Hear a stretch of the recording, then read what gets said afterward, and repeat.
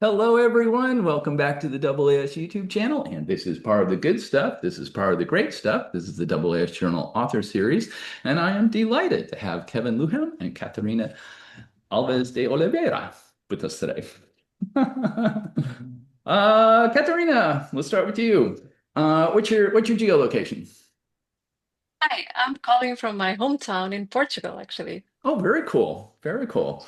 And Kevin, how about you? What's your geolocation? I'm at Penn State University, so in State College, Pennsylvania. All right. So we got several time zones going here on this July 8th of 2025 as we record this.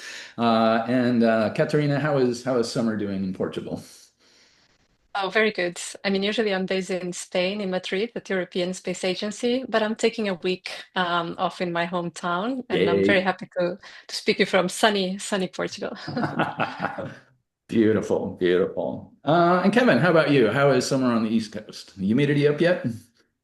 Yeah, it's fairly warm, a little bit humid, but it's pretty nice. So most of the students are gone, so that's helpful. Oh, well, that's good. Cool. And I'm in Phoenix. We are definitely in our summer mode, so we're hitting the 40 Cs, 110 Fs, somewhere around there. So yeah, we are cooking during the day. But it's good. Let's see. And Kevin, let's start with you. What do you like to do for research?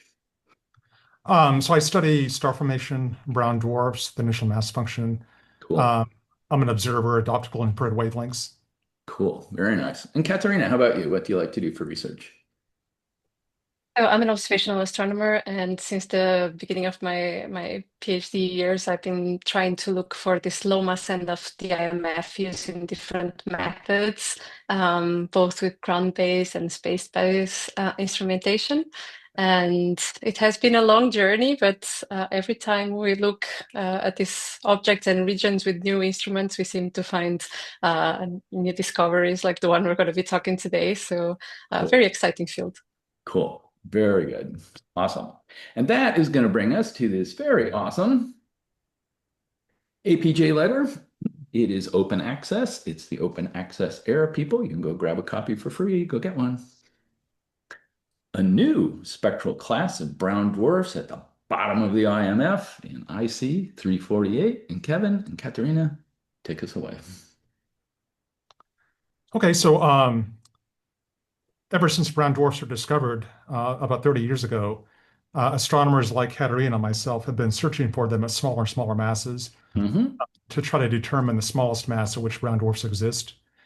And one of the best places to do this kind of work is in nearby star-forming regions, Yep. because brown dwarfs are expected to be most luminous and easiest to detect when they're young. And one of the best of these star-forming regions to study is the IC348 cluster in the Paris's molecular cloud. And so that's the Okay. subject of this paper. Cool. And um, and this paper actually builds on a previous one from a year earlier with similar observations for a smaller area in the cluster. Okay. And that program was based on data obtained through the Guaranteed Time program for the NearSpec instrument team. Nice. This is a program that was organized by Catarina. So, Catarina, would you like to describe that previous work? Sure. So in our previous work together on this cluster, what we tried to do is to demonstrate what we would find, first of all, in a nearby cluster if we use James Webb capabilities, both imaging to look deeper than what current instrumentation was allowing us to do, but also with spectroscopy.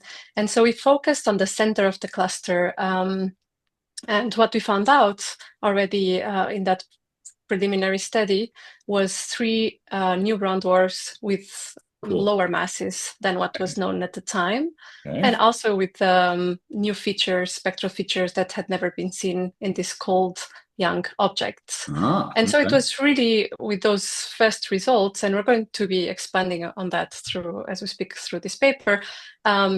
That Kevin and I then wrote a proposal for open time on James Webb, and we got Yay. awarded the program to look at a wider area of the cluster and also and see whether there were more of these objects in IC348.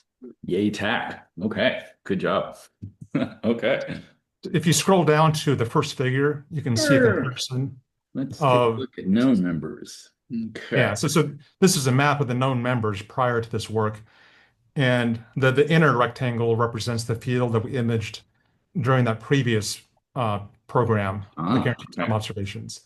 And so that was successful. And so then we, as Katerina mentioned, we were able to get time in cycle 3 for imaging a larger area. That's the Nice. outer rectangle. Nice. Okay, good. I'm with you.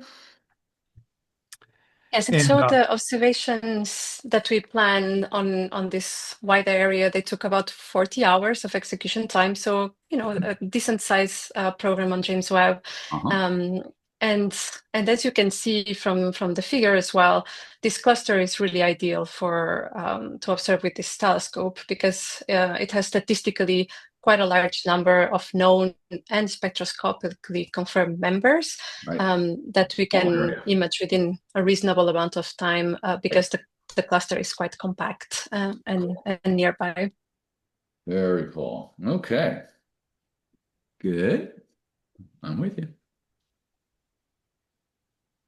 okay, so the next few sections discuss the data reduction. I think we can Okay, let's see. largely skip that. Data reduction. Okay. Good And stuff. then You read it, people.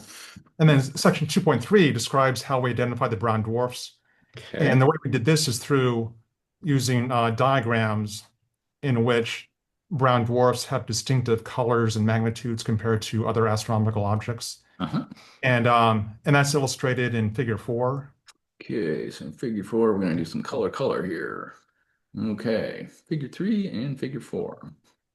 Okay, figure 4 is color. So let's zoom that out.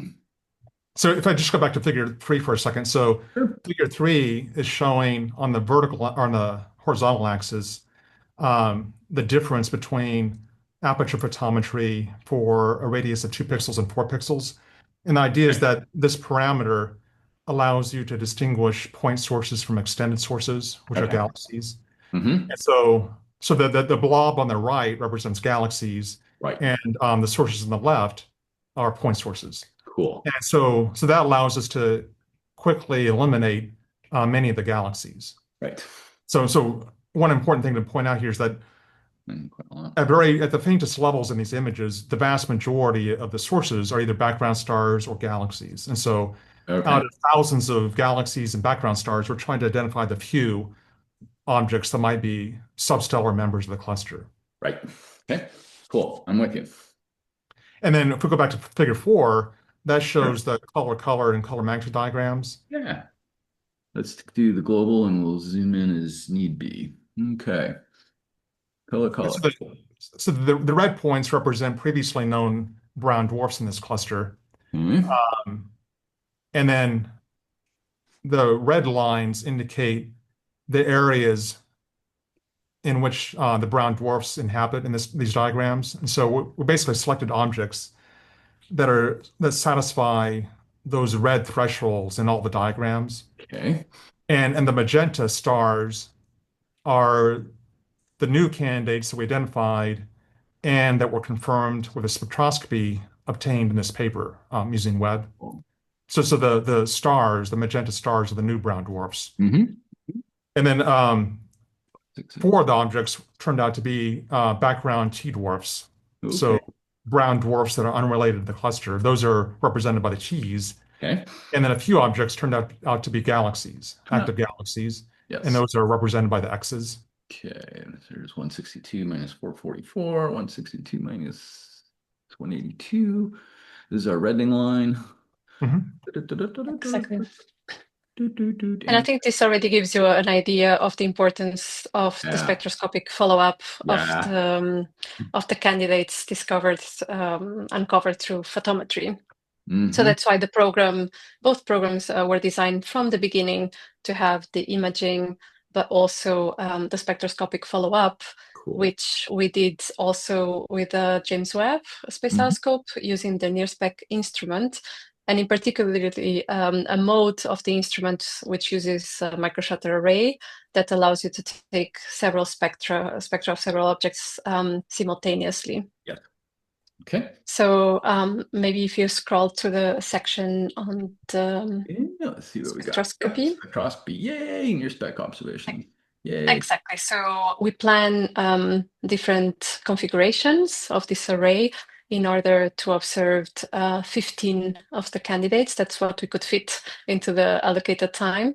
Yes. And we observe them with a prism, which allows us to have in one go covered a wide wavelength range from zero point 0.6 to 5.3 micron. Mhm. And that's what allows us to do the spectroscopic confirmation, either of candidates or, as you have seen in the previous diagram, of some contaminants like galaxies or background objects. Yep. Okay. Very good. I'm with you. Okay. And here we got an ear cam image. So yeah, before we go on to the spectroscopy in more detail, we can mention these figures 5 and 6. Mhm. So it turns out that we found two new Ooh. brown dwarf binary systems. Yeah. Yeah. Um, in Okay. one case, both candidates are new. In the other case, the primary one was already known, but the Okay. secondary was new. Okay. Good. Good. And Yeah. then uh, in figure 6, what we've done is we've measured proper motions for sources that appear in both the cycle 1 and cycle 3 images. So uh, this would be sources that are in the central field we observed in the previous paper. uh-huh. And the green triangle represents the typical motion of the cluster measured with Gaia. Yep. And then the red points are the known brown dwarfs that are not saturated. And so they cluster tightly around the Gaia motion, so that Mm-hmm. confirms their membership. Mm-hmm. Definitely. Okay. Very good. Okay. Yeah, so this really gave us an additional indication that all the criteria we had used in the first paper to select the target, to identify them as part of the cluster, etc., and that we have been honing over the course of the years with different instrumentation as well, that they were successful because it's an additional proof of membership as well. So Yes. that sets also the basis to use the same criteria for this paper. Cool. Very nice. So it's hanging together. Yay. Yeah, Exactly. Right. It'd be strange if they were all over here. You just start to question things. Okay.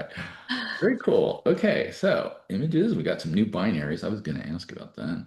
Okay. Okay. Previously known table one.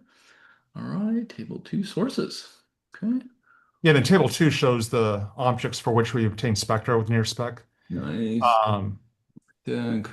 the top list are the brown dwarf candidates. Mm-hmm. Um, and then a majority turned out to be new members, and then others were background T dwarfs and galaxies. Okay. Yes. Backgrounds, T2s, And sneaky then senior. in addition to the brown dwarf candidates, we also observed other lower priority objects that happen to fall within the field of view. And so that included some previously known members that did Mhm. not have already web spectra, and then also highly reddened objects that appeared to be background stars. Ah, okay. Okay. Cool. Okay. So luminosity's kind of in that range. That's going to say something about the mass. Okay. Mm-hmm. Right, yeah. So the table, as you mentioned, that includes the estimated bolometric luminosities based on the 1 to 5 micron spectra we obtained. Cool. So later on in the paper, we use these luminosities Uh-huh. to estimate the masses of the objects Mm-hmm. using evolutionary models. Okay. Sounds like a plan. And we're gonna get a new bottom end, I believe, when we get there. Okay. Near spec data reduction, spectral classifications, new members. Okay. Ooh, we have a 3.4 band feature here. Yeah, so here are the spectra for Good. the confirmed members. This includes both the previously known members that were filler targets as well as the new members. Okay. And the first thing you notice in these spectra are these steam bands. And so the steam bands immediately confirm that these objects are cool, either spectral types of M or L. Mm-hmm. And um, and then next we need to be able to distinguish between brown dwarfs in the cluster from either foreground or background brown dwarfs that would Okay. also show the steam bands. And fortunately, there are features in these spectra that are sensitive to gravity and therefore sensitive to age. Ooh, yes. So it's using those gravity sensitive features that we can distinguish between young brown dwarfs in the cluster and brown dwarfs either in the background or foreground, which would probably be old. Okay. Hmm. I'm with you. So all of these objects satisfy those criteria for being young and therefore members. Okay. And then in addition, the red band marks what's called the 3.5, 3.4 micron feature. Hmm. Um, Here's the and the spectra are ordered in terms of the strength of that feature. So the oh, first four objects in the upper left, okay. they don't show that feature. And so Right. they just look like normal L dwarfs. Wow. Okay. Whereas after that, those first four objects, the later objects do show increasing absorption in that feature. Features, yes. Highlighted here in this little box right Mhm. there. And there we go down. Yep. More feature there. More feature there. Okay.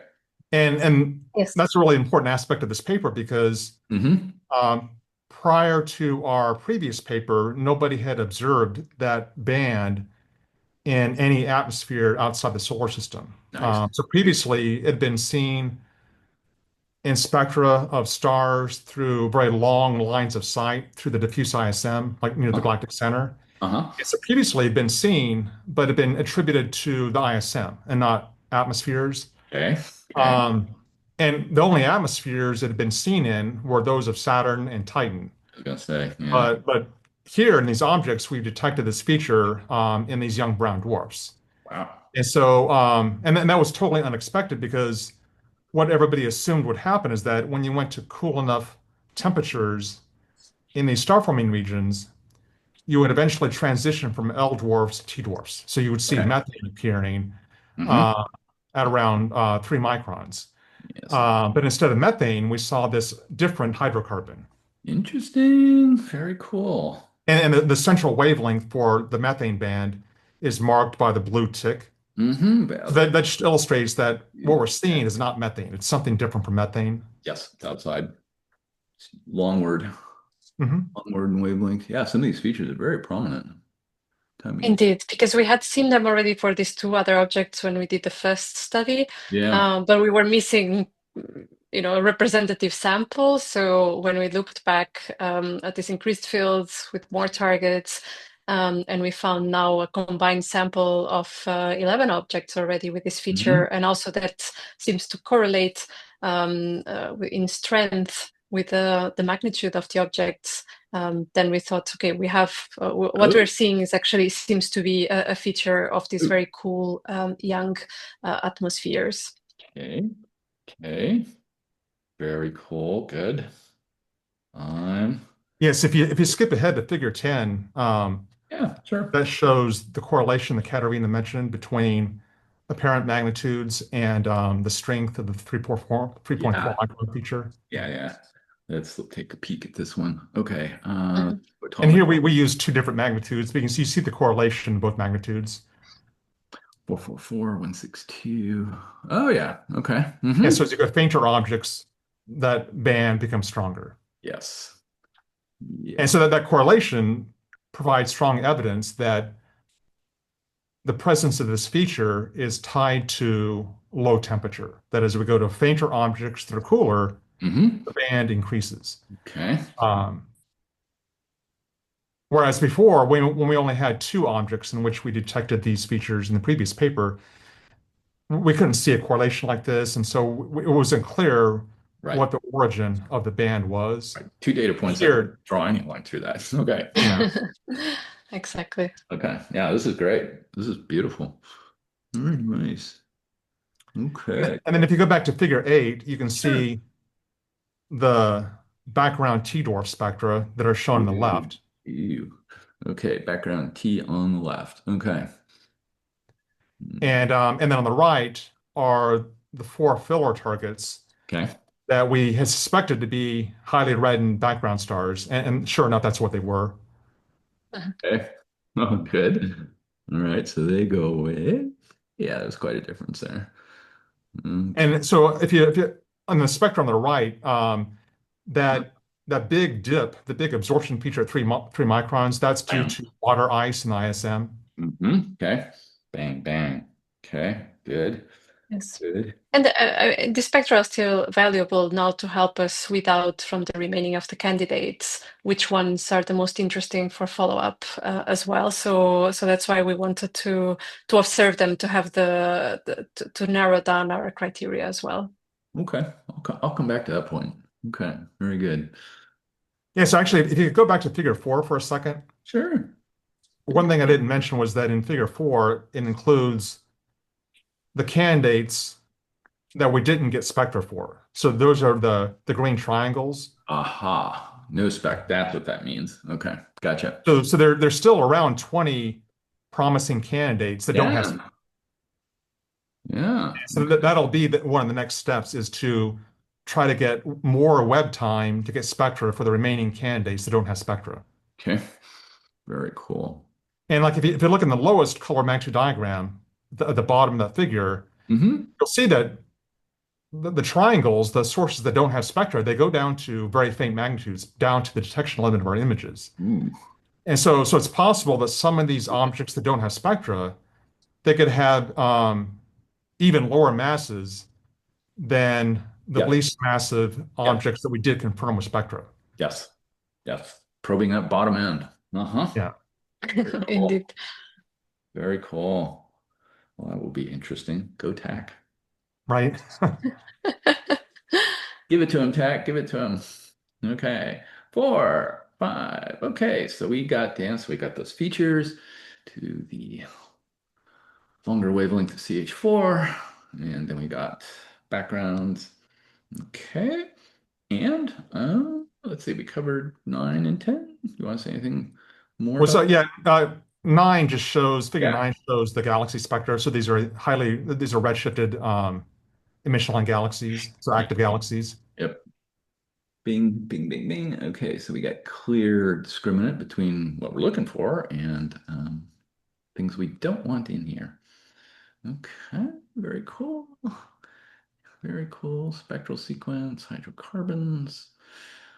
H class. Let's talk about H class, since that's a new one. So would you like to discuss that, Katerina?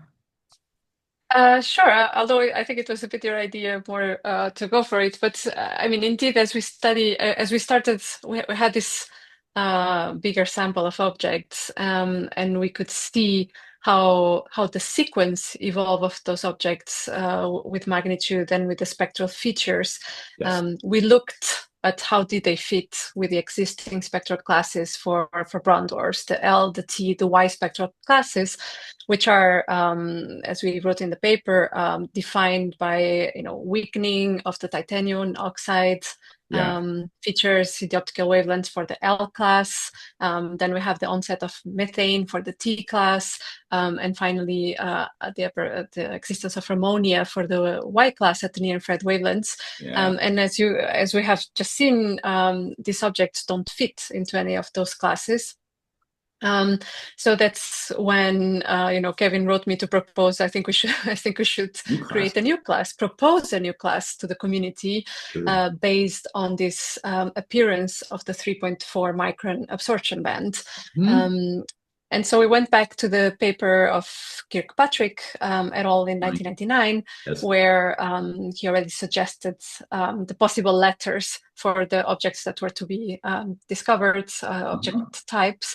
And so based on the available one, the H, we decided to propose this new class of objects, which would be applicable to these low temperature atmospheres where we see the appearance of this 3.4 micron feature, which is an unknown hydrocarbon feature. And so by chance, the H also could stand for hydrocarbon.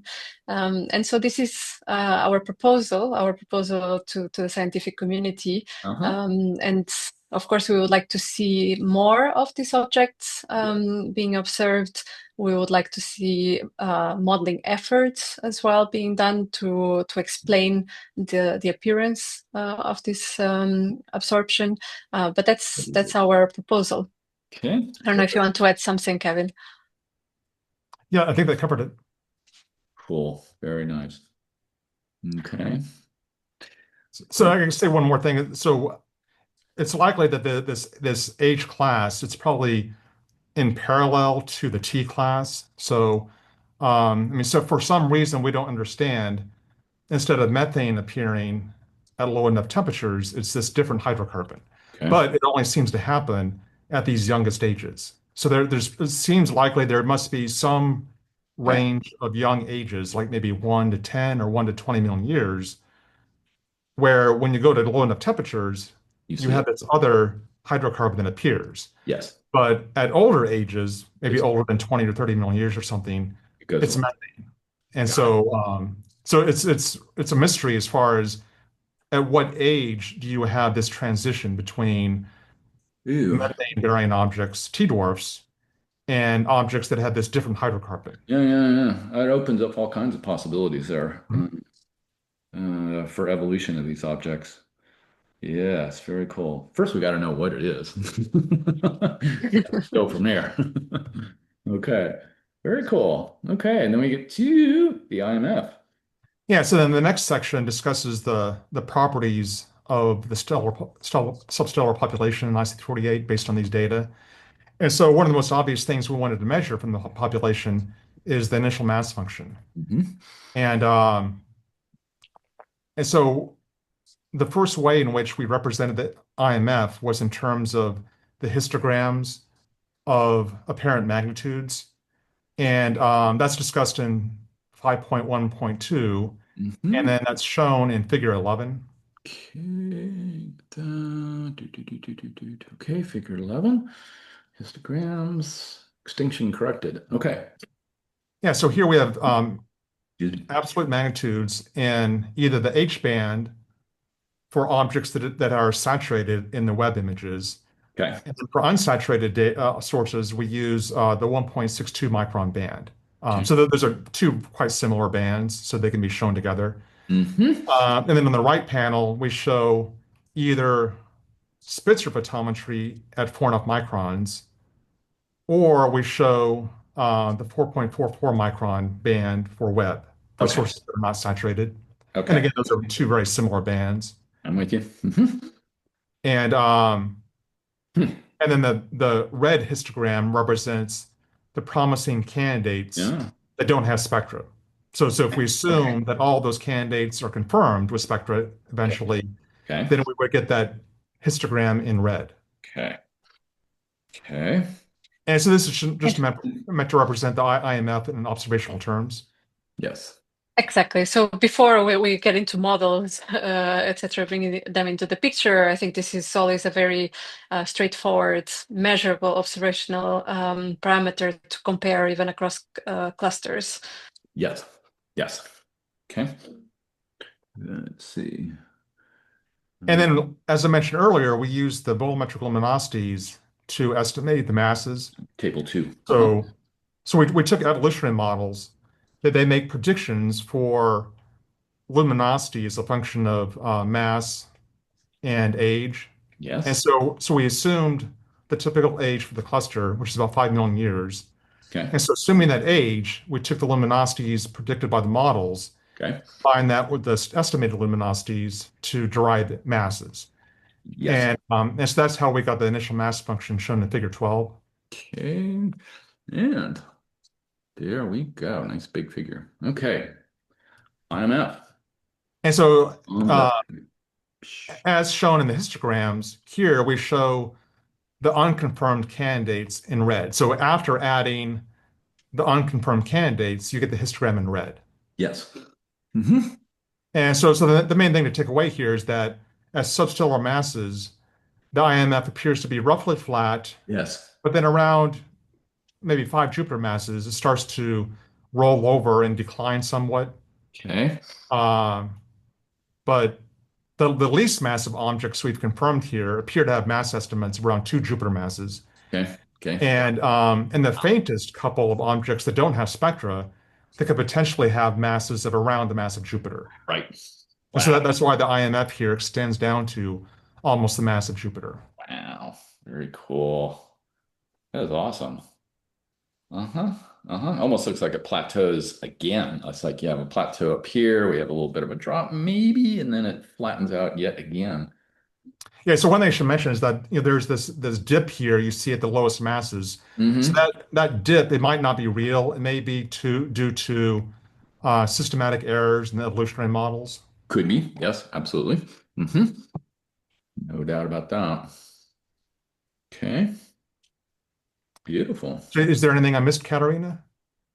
I don't think so. Just, I think to highlight that indeed this is one of the few clusters where we can build an IMF with enough statistics with spectroscopic confirmation of members going from 5 solar masses down to 2 Jupiter masses, which Okay. is quite impressive. It's And very impressive. I'll come we're back. hoping that really tests, boundary conditions for star formation theories, which is Ooh. Huh?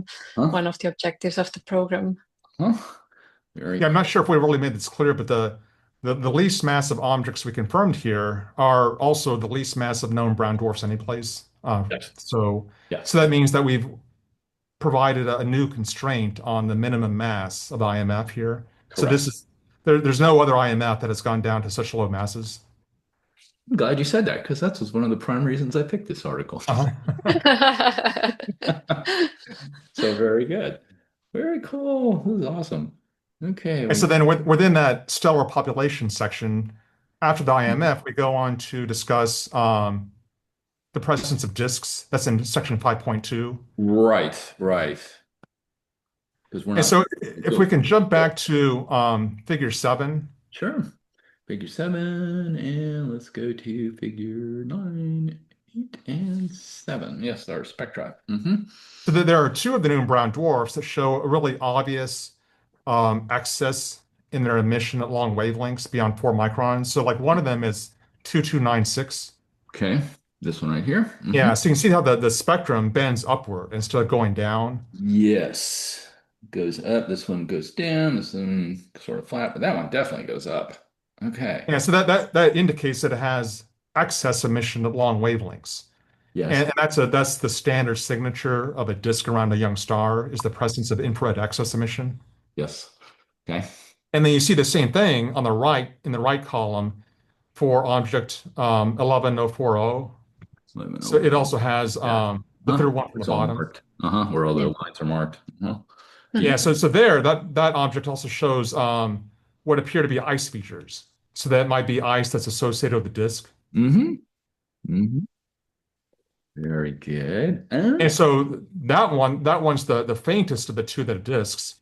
And so that's one of the brown dwarfs that has a mass estimate of 2 Jupiter masses. Okay. And so that also makes it the least massive known brown dwarf that has a circumstellar disk. Yeah. And so if it has a disk around it, that means it may have the raw materials for making planets. Mm-hmm. Maybe a binary. Two Jupiter, two pair of two Jupiters. Or one Jupiter. But yeah, so what typically the disks around young stars and brown dwarfs, they usually have a mass of only about 1% the mass of the Yeah. central object. Yeah. So if these disks do make planets, it's very unlikely they would be gas giants. They'd probably be Right. just very small rocky planets. There you go. Which is of Yeah. interest. Oh yeah. Very nice. Beautiful. Beautiful. Okay, so we got some issues with circumstellar disk, and the one I was curious about was the multiplicity, right? How do we know that we've actually resolved those? All right, so you've resolved some of them. Yeah. Exactly. So So this goes back. Yeah, go ahead, Kevin. go ahead, Henry. Because you had already presented the images. So here we just summarize the results on these two new binary systems, which are quite rare for young ages, both Yeah, at this angular separation. So this corresponds at the distance of isotope about 72 and 85 AU, but also for the mass estimates because both of them have a component that has mass below 10 Jupiter masses. right. So indeed, they are there are very few other young binary brown dwarfs with such characteristics. Yeah. And these are the kinds of findings that one can do with these big surveys of entire clusters. Very nice. Very cool. Okay. And then we wind up with our conclusions of the discoveries, which is very good. So here we could touch on the appendix briefly. Hmm. So there are other teams that are also using Webb to search for brown dwarfs of very small masses in other star forming regions. Mm-hmm. And one of these star forming regions is NGC 2024 in Orion. Yes. And those images are publicly available. And so we tried to analyze those data in the same way that we analyzed the data for IC 348. Good. And we used the new brown dwarfs in IC 348 to guide our selection of candidates for brown dwarfs in these other data. I'm with you. So if you go to figure, A1 the or very last figure, figure 13. right. Okay, let's zoom out so we get the global. Okay. Yeah, so these are more color and colorimetry diagrams, similar to the ones we use for IC48, where the Hmm. red filled circles are the confirmed brown dwarfs in IC48. Okay. So again, that they allow us to sort of guide our selection of candidates in this other cluster. And then the red line is a reddening vector. Okay. And then the open circles are the new candidates that we identified in these images. Nice. Okay. So we identified 8 candidates Yeah. Okay. that could be brown dwarfs in those data. Great. Yep. Uh-huh. Very good. Let me do it on this one. Almost spread. Very cool. Very nice.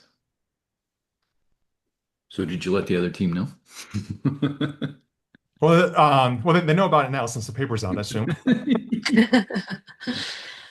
And that team, they're also they obtained Spectra with Webb Okay. February, and so but those data are not publicly available. They're not published Yep. yet. So Okay. We shall. so they have Spectra presumably for some of these candidates. Mhm.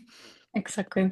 So it will be exciting to see these different teams as the results come up from Webb around these clusters and see how they compare. I'm definitely very curious Yes. about those results as well. Absolutely. Very nice. All right. Cool. Kevin and Katerina, I want to thank you so much for walking us through your very awesome APJ letter. Thank you. Sure. All Thank right. you. Let's see. And you touched on it a couple of times, particularly there as we covered the appendix. But also, so where do you think we go from here in the short term? Are there other clusters besides the two that were mentioned, IC and NGC? Are there other nearby clusters that might be useful hunting targets? We have a number of new telescopes coming up, Rubin, Roman, etc. So are these going to help at all, or are they just at not the right wavelengths, and so on? So where do you think we go in the short term over the next couple of years on probing the low end of the IMF here? So because Webb has a small field of view, it's best suited for observing compact clusters. Katerina mentioned this earlier. Hmm. And so in addition to the ones we've already mentioned, other clusters that are well suited would be NGC 1333, which is the other major cluster in this Perseus cloud. Hmm. It's already been observed to some extent with Webb. Another obvious one is the Orion Nebula cluster, which has also been imaged with Webb, and it has some spectra. But in cycle 4, we actually have a program that was approved for early next year to get spectra for about 200 Oh, candidates nice. in Orion. Oh, nice. And Okay. so that'll be great for measuring the IMF, comparing to what we got in IC48, and also searching for more of these objects that have the hydrocarbons. Yes. Yes. Yes, and in parallel, I think it's important to provide better data even for the modelers to start working on explaining these features and modeling these features and bringing them on into the knowledge of young brown dwarfs. Hmm. So we also have observations coming up with at higher resolution of one of these objects, Hmm. and hopefully, as we were saying before, as other teams will observe more of these very low mass objects, hopefully hopefully we'll have even more examples. So I'm looking forward to start seeing the first kind of theoretical and spectroscopic explanations and of these objects that were a surprise finding. Okay, theorist, you have your marching orders. Mhm. So very good, very good. Yeah, it'll be really fun if, when we get to the point where we have hundreds of these things or even, 10 to the three. So it'll be really cool. Really exciting to see this develop over the next couple of years. Very excited. And also, you mentioned Roman. Yep. So Roman, as you probably know, it's going to cover much larger areas of sky. Hmm.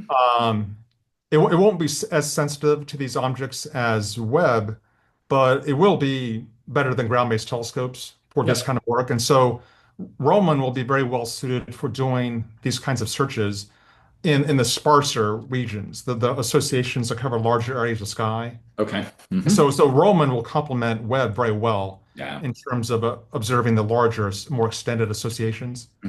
Giving some hints of maybe where to look with web. Yes. So yeah, Mhm. yeah. Yes, and actually you're seeing that already with some specific fields also from the Euclid ESA mission where they have, although it's a extragalactic focused mission, they do have some targets in the galaxy where colleagues are also doing some work. So indeed, I think we're going to start seeing a lot of results in the coming years from different types of clusters. Awesome. Very cool. Kevin, Katerina, I want to thank you so much for walking us through your very awesome article. Sure. And that'll Thank do, you. everybody. That'll do. And I hope this made your astronomy day, your low mass IMF a little bit better day. And we will see you on the next one. Bye bye.